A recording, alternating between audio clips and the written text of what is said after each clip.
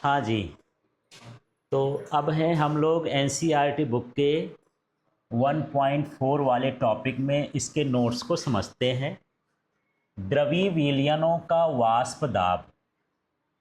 जब द्रवीय विलयन गर्म किए जाते हैं तो उसकी वाष्प बनती है और वो वाष्प किसी चीज़ पर दाब डालती है। सिंपल सी बात है, जैसे मान के चलो आप किसी बर्तन में पानी को गर्म कर रहे हैं और इसके ऊपर ढक्कन रख दें। जब इसकी भाप बनती है तो ढक्कन क्या होता है, हिलता है कि नहीं हिलता है, या भाप यहाँ से निकलने की कोशिश करती है। या फिर ये भी देखो, जब आप कुकर में खाना बनाते हो तो जो सीटी आती है ना, वो बजने लगता है सीटी। उस सीटी से क्या निकलता है, वाष्प निकलता है। और वो जो वाष्प निकलता है वही सीटी को क्या कर रहा है, ऊपर उठा रहा है सीटी को। तो वो वाष्प का क्या कहलाया, दाब कहलाया। और कुकर में खाना जल्दी पकता है किसके कारण, वाष्प दाब के कारण, है ना।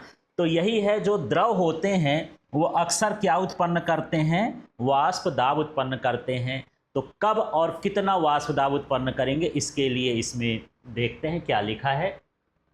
तो देखिए, जब किसी विलयन में विलायक कोई द्रव होता है तो उसे द्रवीय विलयन कहते हैं। ये तो जान चुके हैं आप। द्रवीय विलयन क्या है, जिसमें विलायक क्या हो, द्रव। अब चाहे द्रव के साथ गैस मिला दो, ठोस मिला दो, या फिर द्रव ही मिला दो, वो क्या कहलाता है, द्रवीय विलयन। यहाँ पर थोड़ा सा हम लोग शुरू में देख लिए थे, द्रव क्या होना चाहिए, द्रव क्या है, विलायक। द्रव क्या है, विलायक। और चाहे इसके साथ क्या मिलाओ, ठोस, या इसके साथ क्या मिलाओ, द्रव, या इसके साथ क्या मिलाओ, गैस, ये सभी चीज क्या कहलाती हैं, विलेय, है ना। तो ये कौन सा विलयन कहलाएगा, द्रवीय विलयन। जिसमें द्रव विलायक हो वो क्या कहलाता है, द्रवीय विलयन कहलाता है। ठीक है। तो द्रवीय विलयन के कितने प्रकार हो गए, 3 प्रकार, एक ठोस के साथ, एक गैस के साथ और एक द्रव के साथ। तो इस प्रकार के विलयन में विलेय पदार्थ कोई गैस हो सकता है, द्रव हो सकता है, या ठोस हो सकता है ना। तो द्रवीय विलयन में जो विलेय है क्या क्या हो सकता है, गैस, द्रव और ठोस। सामान्यतः द्रवीय विलयन में द्रव विलायक वाष्पशील होते हैं। जितने भी द्रवीय विलयन होंगे तो द्रव के साथ ही बनते हैं, और द्रव हमेशा कैसा होता है, वाष्पशील, उसकी वाष्प बनती है।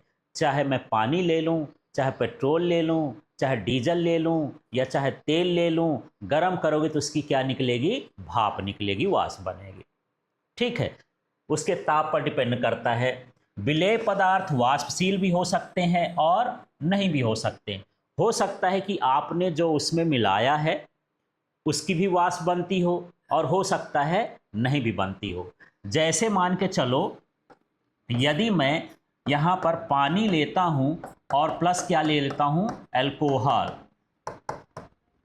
ठीक है, ये भी द्रव है, ये भी द्रव है, और यहाँ पर मैं इसको गर्म कर रहा हूँ तो इसमें पानी की भी वाष्प बनेगी और अल्कोहल की भी बनेगी। तो द्रव का जो विलयन है वो तो बनाएगा ही, अल्कोहल भी क्या बना सकता है, वाष्प बना सकता है। लेकिन इसके साथ मैं ठोस मिला दूं, माने अवाष्पशील चीज मिला दूं जिसकी वाष्प न बनती हो, जैसे शक्कर मिला है, क्या मैं इसको गर्म करूंगा तो शक्कर की भाप बन जाएगी, नमक की भाप बन जाएगी, फिटकरी की भाप बन जाएगी, नहीं बनेगी, है ना। तो ये विलेय क्या कहला गए, अवाष्पशील। तो जब ठोस चीजें मिलाते हैं तो विलेय वाष्पशील भी हो सकता है और नहीं भी हो सकता। तो 2 चीजें समझना है, विलायक तो यदि द्रव है तो ये हमेशा क्या रहेगा, वाष्पशील। ठीक है। लेकिन जो विलेय है ये क्या हो सकता है, वाष्पशील भी हो सकता है और अवाष्पशील भी हो सकता है। समझ में आ गया।